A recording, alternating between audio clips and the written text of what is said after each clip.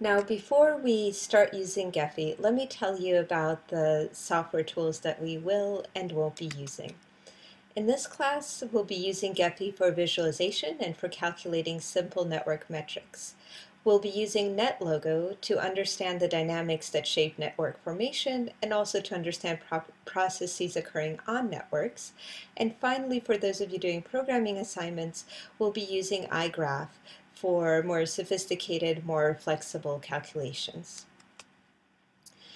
There are actually a lot of alternatives, and let me tell you about some of them because once you know what capabilities you like, you can readily find them in other software that may be more well suited to your projects.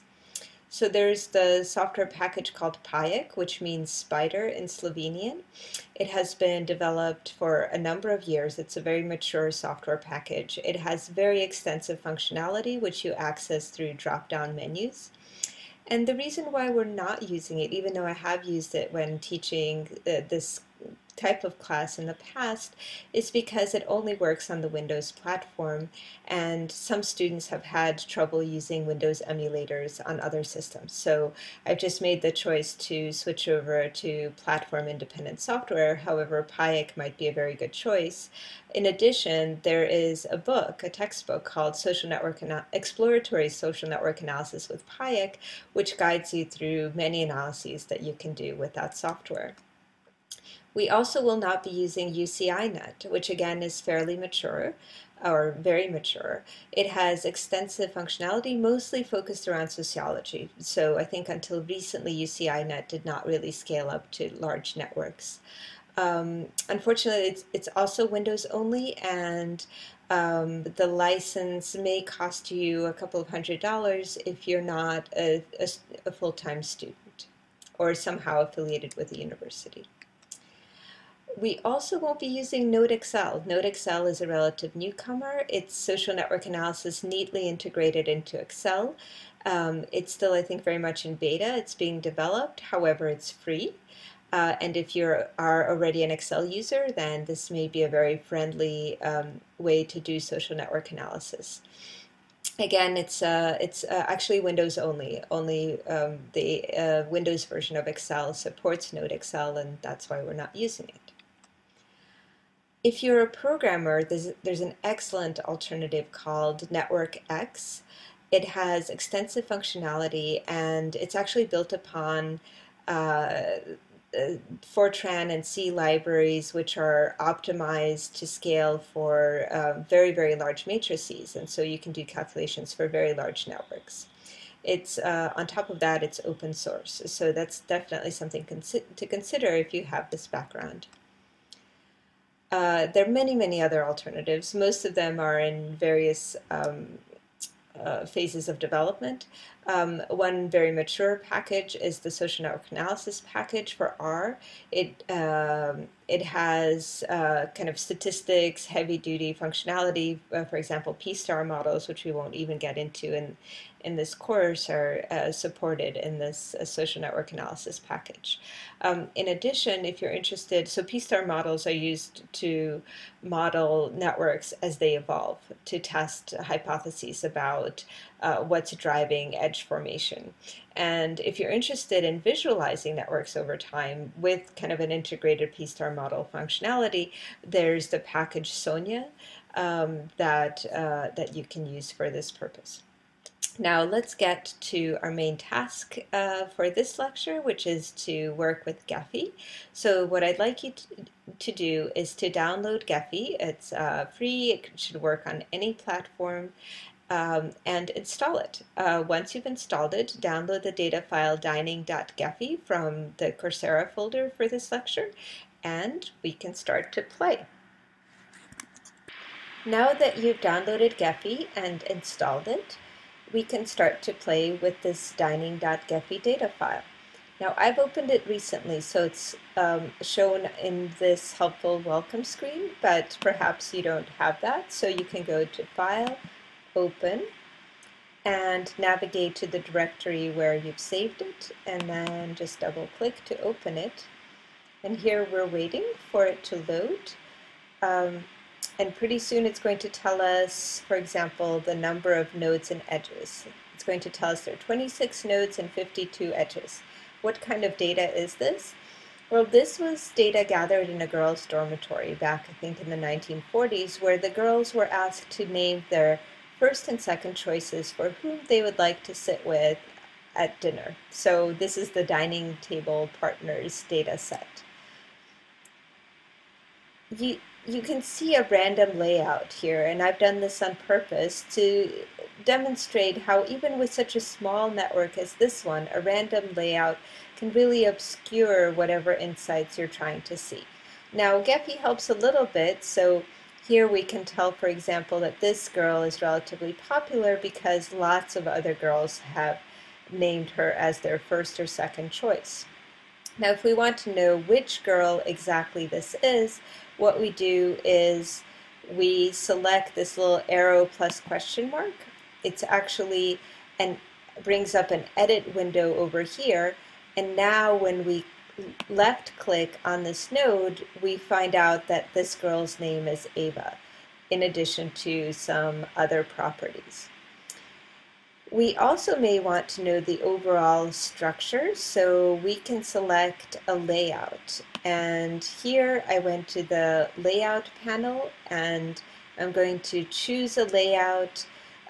Force Atlas 2 is one of my favorites, but Yinfen Hu is also very fine. It turns out it doesn't matter too much when the network is this small. It's more with large networks that you run into visualization difficulties. So let's try Force Atlas 2, and I'm going to click on Run. There are all of these different parameters which you can tweak and play with that have to do with how the model is running. Essentially, all of these different layout algorithms want to place nodes that are linked close together and ones that are not. It wants them to repel from each other.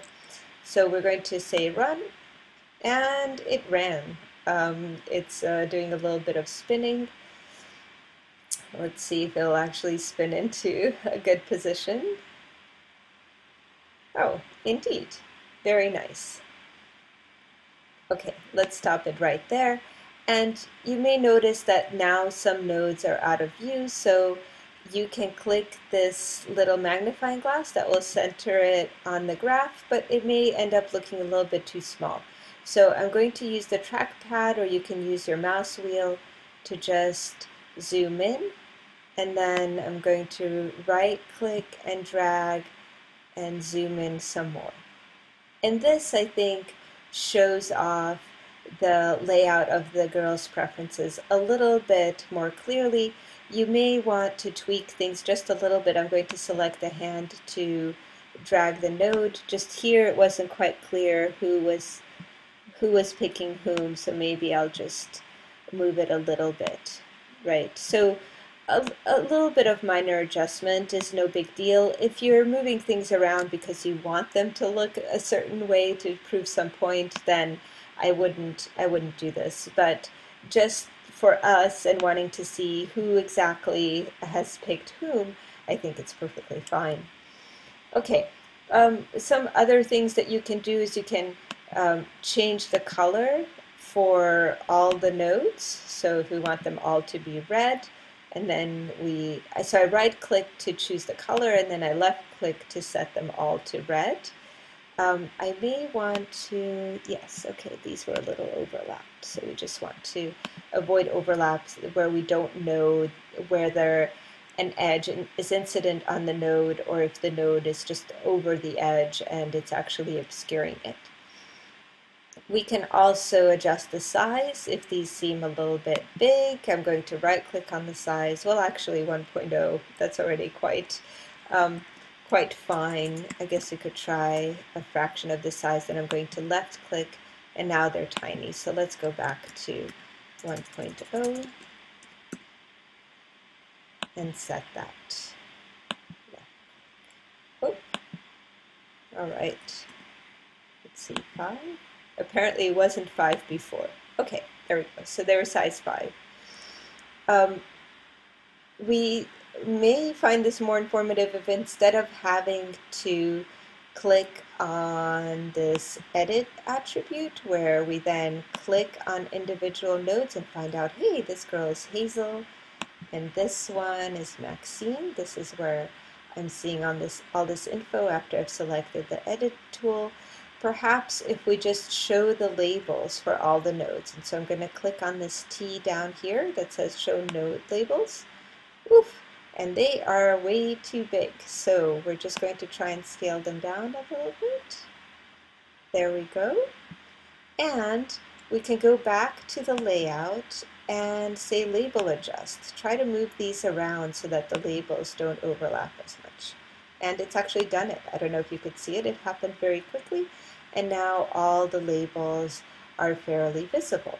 Another thing that we may want to do is to color the edges differently depending on whether this was a girl's first or second choice. So I'm going to go to the partition tab, click on it.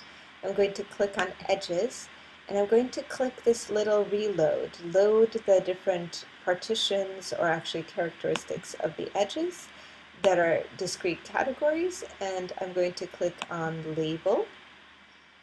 And this has whether it was first choice or second choice, so I'm going to click apply. And now we see all of the second choices in blue and the first choices in red. And I'll stop here because we need to explain some additional concepts before we can use Gephi. Oh, but actually let me show you. So we're right now in overview mode where we have all these different tools that we can use. We can also click on Data Laboratory, and in Data Laboratory we have a spreadsheet of all of the node information, and if we click on edges we have all of the edge information as well. And finally, in preview, we can preview the visualization that then we can export. So I'm going to click refresh now to see it. I should probably see the node label, so I'm going to click that and hit refresh. And then I'm going to unclick curved so that we get the arrows for the directionality of the edge. And perhaps I can also, change the background. In this case, maybe I want a blue background or something like that. Oof. No, not a blue background. Let's go back to white. And then if I wanted to export this, I would click this button down here, and I could choose whether to export it as a PDF or a PNG or an SVG file. I'm not going to do that right now because we have some more work to do. So I'm going to go back to Overview and stop here while we learn a few more concepts, and then we'll be back.